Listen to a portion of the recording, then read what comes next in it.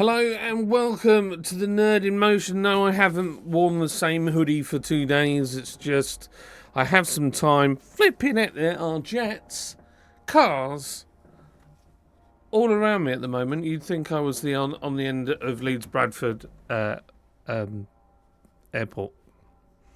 but I'm not. Today, myself, I'm going to make a prediction because I feel like this is what's going to happen, and I think this is how it might pan out. And I might be wrong. I'm fully aware that I might be wrong, but I'm probably not. So let's get into it. Roll the intro thing that I do. Hey now, honey, I've been wrong. Hey now, honey, I've been driving around in my car, looking for some kind of open bar. It's gonna be alright, gonna be alright. Got no money, but I'll work it out with my charm. Having a good time, ain't doing no harm. So, as you may or may not have read on the title, this is about our friend, our illustrious waste of air, Mr. Sadiq Khan. And Mr. Khan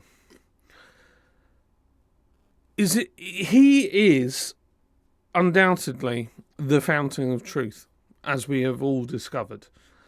And he will quite often, when pushed, give you great answers.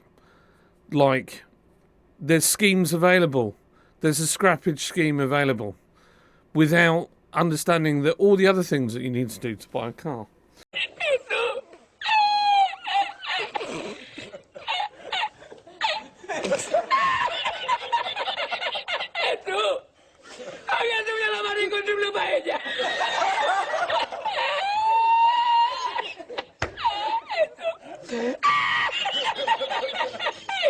So, what I wanted to do is I'm going to put out this prediction.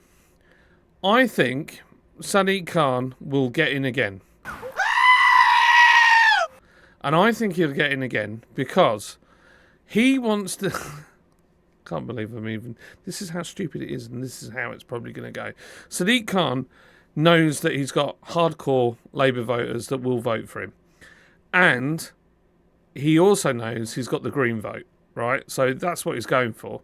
However, crime has gone up. And also, there's a very popular pay-per-mile scheme that he would like to do, but he has said, I'm not going to do it, even though he spent millions of pounds on said thing.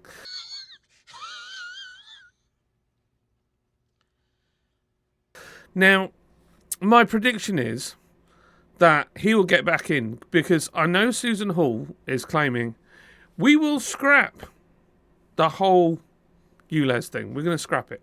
We're not going to do it. It's not going to be a thing. Hot and spicy meat. Yeah, boy. That's it. That lovely? But no one really likes the Conservatives at the moment because, to be honest, we've just gone through the thing. And they've shown that actually they're more like a uni party than they are Conservatives. That's my opinion. I don't know what you think, but every step of the way, they've pretty much gone to great efforts of finding new ways to extort money out of yours truly for nothing. So I think everyone's a bit fed up with it. So we're led to believe that there is only the Conservatives and Labour to vote for, but that isn't the truth. There are other people that are available that have common sense. So I think you need to all go away and have a proper look and look at who there is to vote for. And find somebody else. However, I think our man, resident cockwomble, Sadiq Khan, is going to get voted in again. And do you know what I reckon he'll do? I reckon he might have lied. And I think he'll find a reason to roll out the pay-per-mile scheme. And I tell you what, If I'm wrong, I will go and shake the man's hand myself and apologise for my prediction, and I will buy him a big bunch of flowers and buy him an ice cold beer. Stop it. Get some help. If I'm right, however, then please take notice of people who are like you, who are in the same position, who realise that not everything that politicians say is true. So let's have a quick look at Mr. Khan's track record. So, this is in the Evening Standard. Sadiq Khan admits mayoral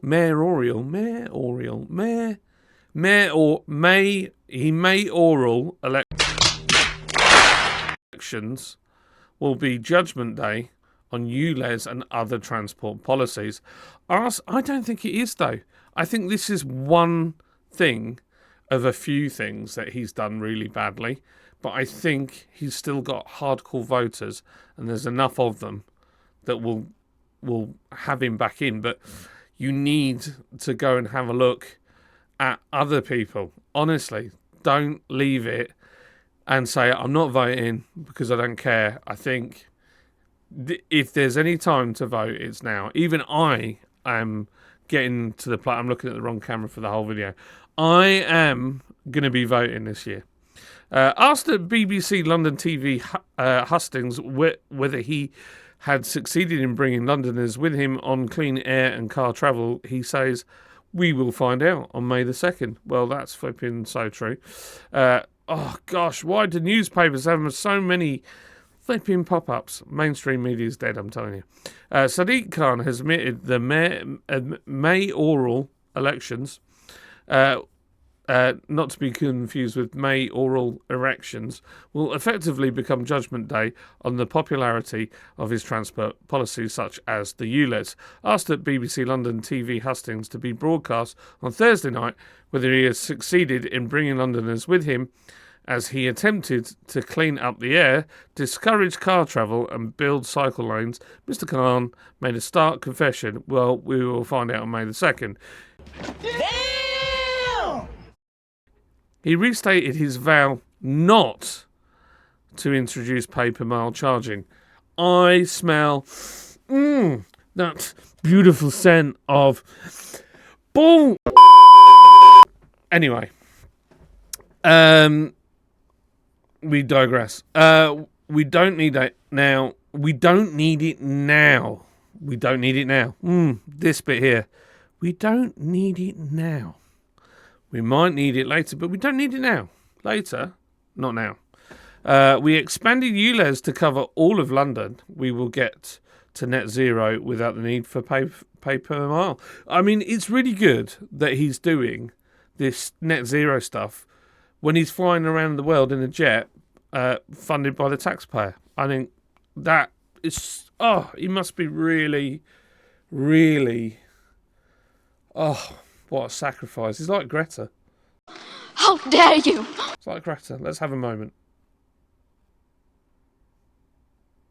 Anyway, Mr. Khan, who is seeking a record third term in next Thursday's elections, was unexpectedly clear about his support for some LTN's low-traffic neighbourhoods. Oh, these are good. These are really, really good. These low-traffic neighbourhoods are a bit like... How do you put it? Like making encampments, zones. Freedom is removed, zones are increased. So there's only so far you can go on foot. You'd be all right on a motorbike, maybe, but that's more dangerous. Yeah. But if you live in the zones where they've blocked the road, you're all right. But if you live in the zones where they haven't blocked the roads, you get extra congestion. Because they don't care about you. You don't get clean air. You don't deserve it, apparently, according to Arman Khan. So he loves that. He loves it. He's totally for that. Many of which have been installed by councils using government money allocated by Transport for London. So that's what it's funding it for. I do support councils who have good LTNs, he said. where they are not good, we will try and persuade them to change. Oh, they'll try and persuade. Well, all you've got to do, right, it's really simple. Really simple, if you want to change that, is you say, no more money. Give me my money back. You didn't do what I asked you to. And funnily enough, they'll go, all right, we'll change it. Oh my God! Wow! We have got to recognise our population is growing. I wonder why our population is growing. Could it be because... Anyway, I'm not going to say it. We want people to walk, cycle, use public transport and drive clean cars. Yeah, honestly, I think that's a great point. And let's not forget how clean public transport is, especially like the underground. It's clean energy. It's mint down there. Pollution levels are off the chart and actually technically more dangerous than going mining.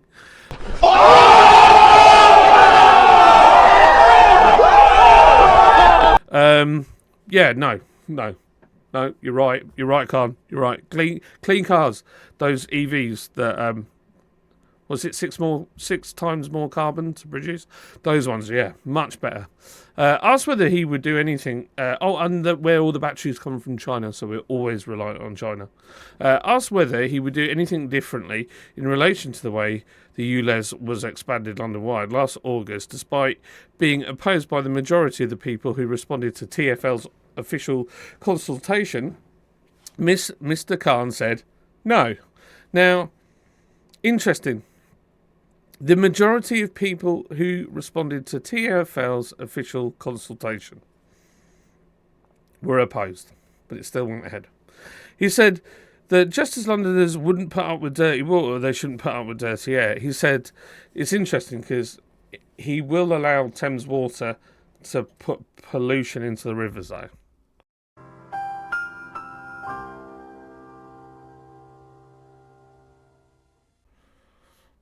Yeah. Forget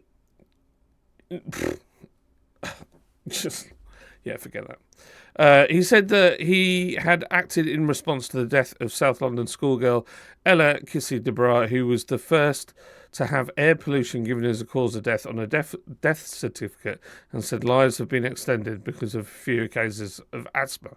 Well, I've got asthma. I've lived in some pretty tough places, and I'm still here. And I've had it all my life, and I did nearly die as a baby, so I know I can speak with all authority on this. If you live by the side of a road and you are asthmatic, there's certain areas that I lived by the sea, and the high sodium content was really bad for my lungs, so I had to move inland. So it's not just the pollution thing. That is definitely, if we get into a point where children are dying because of pollution, that's not great. But I'd like to see how they came to that determination as well. But, somebody got knocked down on a street not far from me. And since then, they haven't put anything, no speed camera, no traffic calming, nothing, despite the fact that people drive like idiots up and down there all the time and there's children everywhere. So, yes, one person has died and it is truly tragic. But also lots of other people die and nobody does anything about it. This is an issue of social justice. Oh, where have we heard that before? It's an issue of racial justice. Oh, where have we heard that before? He told the invited audience at the Bernie Grant Centre in Tottenham. The hustings, which also featured Tory candidate Susan Hall, Lib Dem Rob Blackie and Zoe Garbett for the Greens, saw a woman whose teenage brother, who was the victim of a fatal knife crime attack, challenged the candidates on what they would do to reduce the threat to young Londoners. Talisha Goupil, whose brother Jermaine was killed at the age of 15 in a premeditated attack by a gang in Croydon in 2017, told the Standard afterwards, "I don't think they answered the question. I feel like they went round in circles when I asked what they would do other than stop and search." She told the candidates there has been a serious spike in youth violence and primary school children were carrying knives. Oh my gosh, has it got to that? That is shockingly bad. Wow. Flipping it, man. I didn't know it was that bad. Why is no one doing anything about this? That is unbelievable. Mr. Khan, who spoke privately with Mrs. Goupil after the programme, was forced by the BBC, they're legit, presenter, the BBC Extortion Group presenter, Eddie Nestor, to defend his record on violent crime.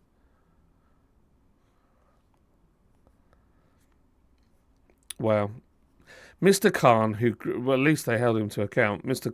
Khan, who grew up in Tooting, revealed, "I could have been one of the young people who got involved in knife crime. I was raised on a council estate. My youth club saved me. My boxing coach saved me."